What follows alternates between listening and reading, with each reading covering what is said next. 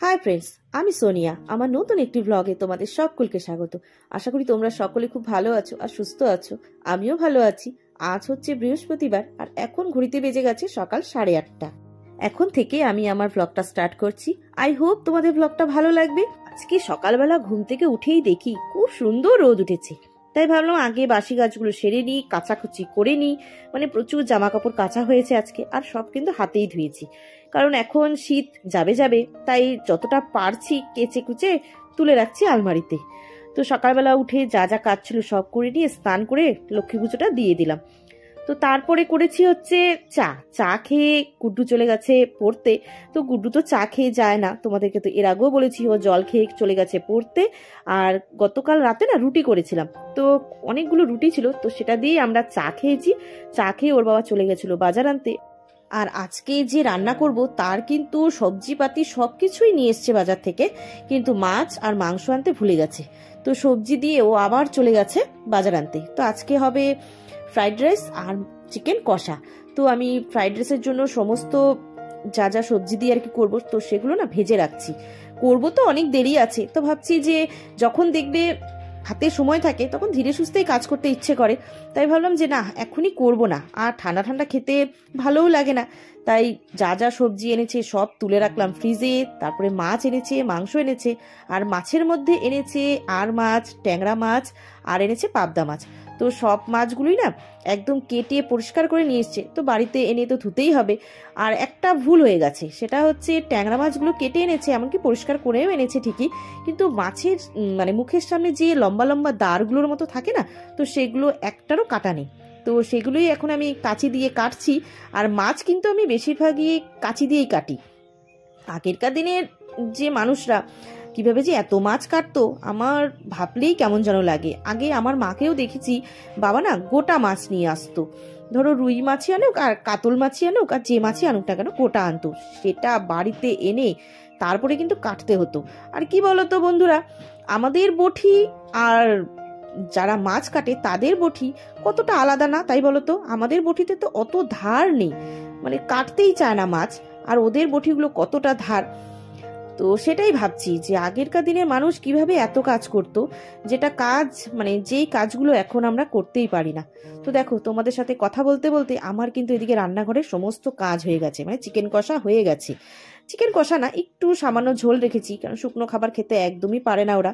তো রান্নাঘরের কাজ করতে করতে না, মানে রান্না করতে করতে আমি এদিকে সবজিও কেটে রেখেছি পরের দিনের জন্য, কারণ রান্নাঘরের শুধু কাজ আজকে বাকি ছিল, তাছাড়া ঘরের কাজ তো সমস্ত হয়ে গেছে।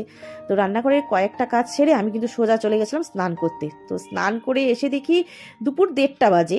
তো ভাবলাম যে না, ভাতটা বসিয়ে দিই, কারণ ফ্রাইড রাইসের ভাতটা করতে তো বেশি খুব একটা সময় লাগে না, তো সেটাকে আবার ঠান্ডা করতে দিতে হবে। তো সেটাকে ঠান্ডা করতে দিয়ে তারপরে আমি অন্যান্য কাজগুলো করলাম। জামা কাপড় তোলার ছিল, কিছু জামা কাপড় উল্টে পাল্টে দিতে হতো, নইলে শুকোচ্ছে না। এমনিতেই তো বাড়িতে আমাদের একদমই রোদ আসে না, তোমাদেরকে তো এর আগের ব্লগে আমি বলেছি। তো যা সামান্য রোদ এসেছে তাতে কিন্তু সমস্ত জামা কাপড় শুকিয়ে গেছে। তো ভাবছি আগে ফ্রাইড রাইসটা করে নিই, তারপরে খাবো, তারপরে কিন্তু অন্যান্য কাজগুলো করব। আর আজকে আমাদের প্ল্যান ছিল দুপুরের খাবারটা আমরা একসাথে বসে খাবো, কিন্তু হবে না। আমার হাজব্যান্ড একটু আগেই ফোন করে বলে দিল যে তার আসতে নাকি অনেকটা লেট হবে, তাই আমি আর গুড্ডু বসে পড়েছি খেতে। দেখতে পাচ্ছ কি সুন্দর প্লেটটাকে সাজিয়ে নিয়েছি। আর হ্যাঁ, সাথে কিন্তু চাটনিও করেছি, সেটা আর তোমাদেরকে দেখানো হয়নি। তো এটাই হচ্ছে আজকে আমাদের লাঞ্চ। তো এখন আমি আর গুড্ডু খেয়ে নেব। আর খেতে বসে না আমরা অনেকক্ষণ ধরে গল্প করি, মা আর ছেলে মিলে। এমনকি ওর বাবা থাকলেও সেটা হয়, মানে খেতে খেতে অনেকটা গল্প হয় আমাদের।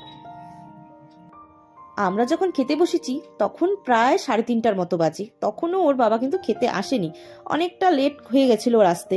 আর আমরাও অনেকক্ষণ অপেক্ষা করে বসেছিলাম যে হয়তো আসবে, কিন্তু না, ওর আসতে প্রায় 5টা বেজে গেছিল। তো তারপরে খেয়ে দিয়ে একদম প্লেট একদম জায়গা মতো রেখে দিলাম, কারণ এই প্লেটগুলোতে খাবার খেতে যেমন ভালো লাগে তেমনি ইউজ করতেও আমার ভীষণ ভয় লাগে। কি বলতো, একটু টোকা লাগলেই কিন্তু ভেঙে যায়। তো এটা আমাকে আমার হাজবেন্ড কোনো এক জন্মদিনে, মানে কোনো একবার জন্মদিনে আর কি আমাকে গিফট করেছিল। তো তোমাদের সাথে নিশ্চয়ই শেয়ার করব। এটার পুরো সেটটাই কিন্তু আমার কাছে আছে। ভীষণ শখের জিনিস আমার, মানে আমি প্রত্যেকটা জিনিস খুব শখ শৌখিনতার সাথে কিনে থাকি। তো ওদিকে রান্নাঘরে যা টুকটাক কাজ ছিল সব করে রাখলাম। ওর বাবার যে ফ্রাইড রাইসটা ছিল খাবারের জন্য সেটা আমি হটপটে তুলে রাখলাম, নইলে গরম থাকবে না। তো তারপরে চলে গেছিলাম উঠোনে, যে কয়েকটা বাকি ছিল জামা কাপড় আনা, তো সেগুলো আনলাম। আর আজকে কি বলতো, বালিশের যে কভারগুলো থাকে সেগুলো কেচে দিয়েছিলাম, আর যত রকমের ব্ল্যাঙ্কেট ছিল সব রোদে দিয়েছি। দেখতে পাচ্ছ আমাদের বিছানায়, মানে আমাদের বিছানায় আর গুড্ডুর বিছানায় পাতলা করে কিন্তু একটা ব্ল্যাঙ্কেট রাখা আছে। মানে ভীষণ ঠান্ডা পড়ে তো আমাদের এখানে, তাই আমরা এই পাতলা কম্বলগুলো না রেখে দিই সব সময় বিছানাতে। আর ওদিকে কিন্তু ওর বাবা চলে এসেছে, মানে যখন ও এসেছে তখন প্রায় সন্ধ্যা লেগে গেছে। তো ওকে দিয়ে দিলাম আমি খেতে, তারপরে দিয়ে দিলাম আমি সন্ধ্যা। আর এদিকে এখন আমি হরলিক্স বানাবো, কারণ গুড্ডুর আজকে টিউশনি আছে। আর এখন ঘড়িতে বেজে গেছে কটা, তারাও তোমাদেরকে দেখাচ্ছি। তো এখানে আমার হরলিক্স করাও হয়ে গেছে, এখন আমার গুড্ডুকে দিতে হবে। আর এখন ঘড়িতে বেজে গেছে 6:10। আর এদিকে আমি রেডি হয়ে গেছি, কারণ ওর বাবা যেহেতু এখন একটু বাড়িতে আছে, আমি একটু যাব মার্কেটে। তোমাদেরকে তো এর আগের দিন আমি বলেছি যে আমার যে পায়ের নুপুরটা সেটা একটুখানি ছিঁড়ে গেছে, টুকরো হয়ে যায়নি, তো সেটাকে একটু জয়েন্ট দিতে হবে, তো স্যাকরার কাছে যেতে হবে। তাই ভাবছি যে ঘরে যা যা টুকটাক কাজ আছে সব করে নিই, কারণ রাতে তো রান্নার তেমন কোনো কিছু নেই, মানে শুধু ভাত করলেই হয়ে যাবে, আর চিকেন কষা আছে, ওতেই হয়ে যাবে আজকে রাতের খাবার। আর যা যা টুকটাক কাজ ছিল সব কমপ্লিট করে গেছি। আর ওদিকে গুড্ডুরকে স্যারও চলে এসেছে পড়াতে। তো চলো বন্ধুরা, আজকের ব্লগটা আমি এখানেই এন্ড করছি, দেখা হচ্ছে নেক্সট ব্লগে, ততক্ষণের জন্য টাটা।